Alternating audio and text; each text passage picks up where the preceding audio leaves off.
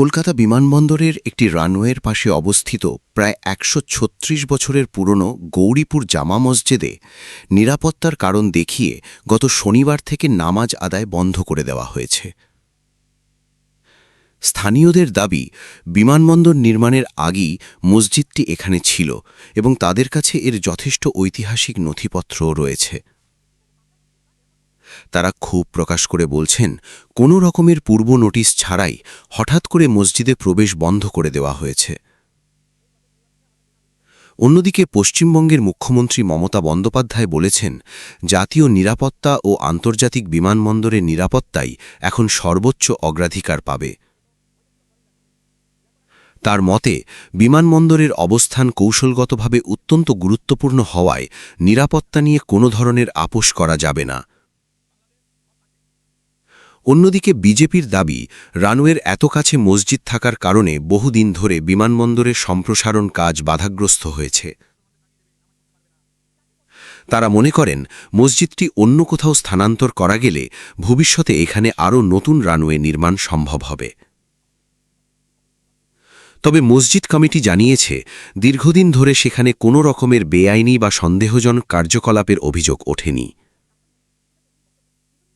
তারা এখন আলোচনার মাধ্যমে একটি সুষ্ঠু সমাধান, ৮ নম্বর গেট পুনরায় খুলে দেওয়া এবং আগের মতো নামাজ চালুর দাবি জানিয়েছে। স্থানীয়রা জানান, আগে ওই গেট দিয়ে প্রবেশের সময় সিআইএসএফ পরিচয়পত্র যাচাই করে খুব সহজেই ভেতরে যাবার অনুমতি দিত। এই বিষয়ে বিরোধী নেতারাও বলছেন, স্থানীয় মুসলিমদের সঙ্গে বসে আলোচনা করেই সমাধান হওয়া উচিত। কোনো রকমের জোরপূর্বক ব্যবস্থা নেওয়া একদমই ঠিক হবে না। আমাদের রেকর্ড আছে, ওটা আপনাদের আগে তো মসজিদ ছিল, পরে এয়ারপোর্ট হয়েছে। জাতীয় নিরাপত্তা, বিমানবন্দরের নিরাপত্তা অগ্রাধিকার পাবে। কলকাতা বিমানবন্দরের এই রানওয়ের পাশে অবস্থিত এই মসজিদটি নিয়ে এখন রাজনৈতিক তরজা তুঙ্গে।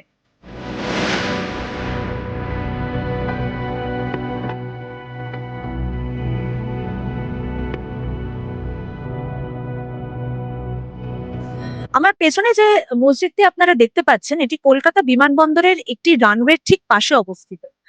এই মসজিদটি, এটার নাম গৌরীপুর জামা মসজিদ কিংবা এটা বাঁকড়া মসজিদ বা এয়ারপোর্ট মসজিদ নামেও পরিচিত।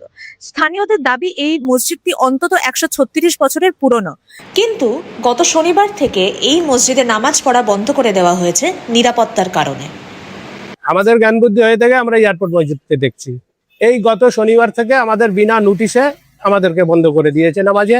সেটা মসজিদ এক জায়গা থেকে আমরা নামাজ পড়তে পারছি না।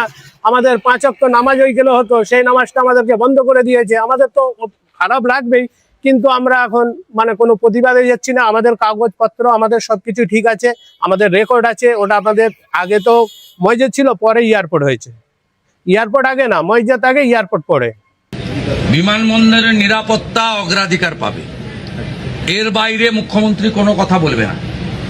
এই বিমানবন্দরের লোকেশন খুব গুরুত্বপূর্ণ নিরাপত্তার ক্ষেত্রে। চীন, বাংলাদেশ সব কাছে, এটা আন্তর্জাতিক বিমানবন্দর। এইখানে এইভাবে খুলে রাখা যায় না। বাকি ঠিক আছে, আমরা তো ধর্ম পালনে কাউকে বাধা দিইনি। ওরা তো বলেছিল যে বিজেপি এলে মুসলমানদের তাড়িয়ে দেবে, নামাজ পড়তে পারবে না। রাজ্যের বর্তমান শাসক দল অর্থাৎ বিজেপির দাবি যে কলকাতা বিমানবন্দরের রানওয়ের এত কাছে একটি মসজিদ থাকার কারণেই বিমানবন্দরের সম্প্রসারণের কাজ এতদিন আটকে ছিল। রানওয়ের মাঝামাঝি মসজিদ থাকার দরুন আমাদের এখানে শুধুমাত্র 2টি অপারেটিং রানওয়ে রয়েছে। তার ফলে বিভিন্ন আন্তর্জাতিক বিমান এখানে নামতে পারে না। মসজিদকে এখান থেকে সরানো গেলে আগামী দিনে 4টে রানওয়ে বানানো যেতে পারে। অন্যদিকে বাঁকড়া মসজিদ কমিটির সভাপতি এবং প্রাক্তন মন্ত্রী সিদ্দিকুল্লাহ চৌধুরীর বক্তব্য, দীর্ঘদিন ধরে সচল এই মসজিদটিকে ঘিরে এতদিন কোনো বেআইনি কার্যকলাপের অভিযোগ ওঠেনি। মসজিদে কোনো বেআইনি কাজ হচ্ছে না। আমরা চাই কথাবার্তার মাধ্যমে একটি সমাধানে এসে বিমানবন্দরের ৮ নম্বর গেট খুলে দেওয়া হোক এবং নামাজ যেরকম চলছিল সেরকম চলতে দেওয়া হোক।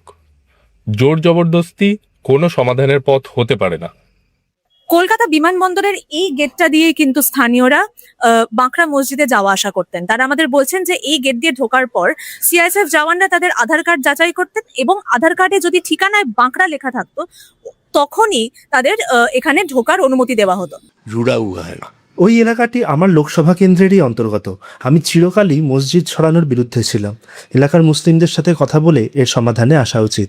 বর্তমান মুখ্যমন্ত্রী যা করছেন সেটি জোর জবরদস্তি।